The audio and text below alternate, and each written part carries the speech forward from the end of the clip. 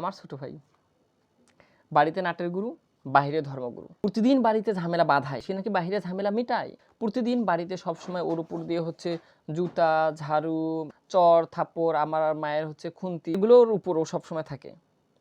কিন্তু আমি দেখি ও বাহিরে সবসময় সালামের উপর থেকে ওয়ালাইকুম আসসালাম, ওয়ালাইকুম আসসালাম, ওয়ালাইকুম আসসালাম। একটা গোপন কথা বললাম আমার ছোট ভাইকে, হ্যাঁ, যে কাউকে বলিস না। বিনিময়ে 500 টাকাও দিলাম। টাকা 500 নিবে, দ্রুতিও দিবে।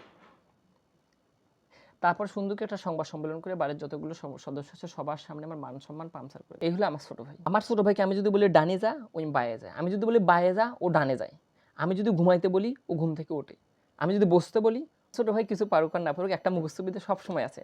সাপোজ আপনি একটা কোনো কাজের জন্য তাকে প্রশ্ন করবেন, হ্যাঁ, তার মেমোরিতে একটা সেট আপ নিয়ে আছে, পারবো না, পারবো না, পারবো না, এবং শেষে বলবে এটা দিলে পারবো। আমার ছোট ভাই, ওর জ্বালা আমি পকেটে কোনো টাকা রাখতে পারি না।